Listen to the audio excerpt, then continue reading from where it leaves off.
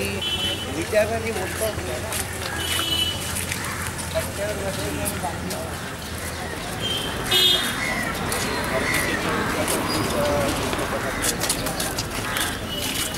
त्यांना बापवर म्हणजे प्रकार असं नाहीच आहे.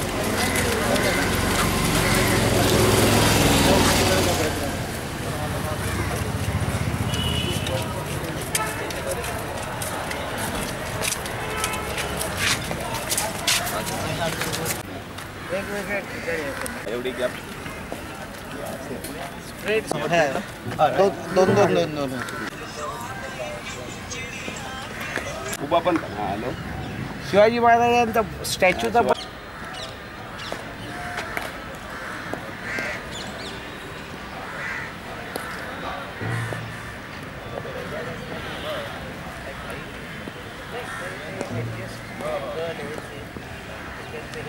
सगळे येतील बघ सगळे बरोबर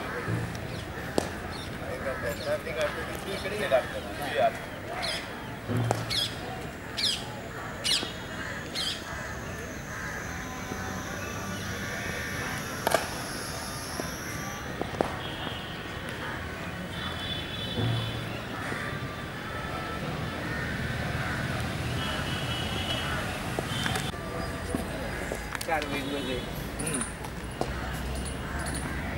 नरेंद्र दाभोळकर आणि कॉम्रेड गोविंद पानसरे यांचा आपण वरळी गावातील वरळी सीफेसला आणि त्यानंतर शिवाजी पार्कमध्ये आपण जे काही शूट मी इफ यू कॅनची मोहीम राबवलेली आहे तर त्यामध्ये सगळे संवेदनशील नागरिकांनी सहभागी झाल्याबद्दल मी आपल्या आभा परिवर्तन संघटना त्याचप्रमाणे श्रमिक प्रतिष्ठान आणि महाराष्ट्र अंधश्रद्धा निर्मूलन समितीतर्फे तुमचं आभार मानतो.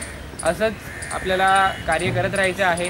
आपल्या ह्या छोट्या छोट्या अशा प्रकारच्या रॅल्या मोर्चा त्याचप्रमाणे असे निषेध मॉर्निंग वॉक किंवा निर्भय मॉर्निंग वॉकच्या माध्यमातून एक दबाव तयार होतो शासनावर प्रशासनावर आणि त्या माध्यमातून आपण अशी अपेक्षा ठेवूया की येत्या काळामध्ये हे मारेकरी सापडतील अशी आपण अपेक्षा ठेवूया. कारण का आपण आशावादी माणसं आहोत तर आपल्याला अपेक्षा ही ठेवलीच पाहिजे.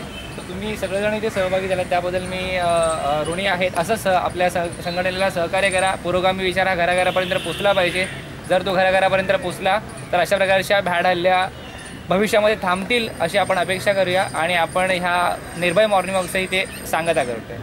आता आपण ते जाऊन बसूया थोडं.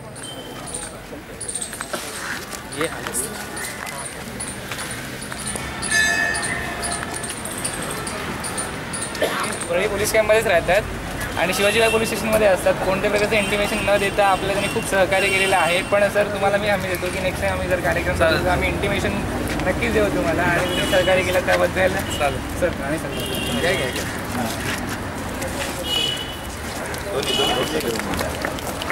एक जादूटोणाविरोधी कायद्याची पुस्तिका आहे आणि एक शिवाजी पानसरेंचं एक जे गाजलेलं पुस्तक आहे आणि खरा इतिहास सांगणारं पुस्तक आहे ते आपण त्यांना शिवाजी पार्क पोलीस स्टेशनला भेट देतो.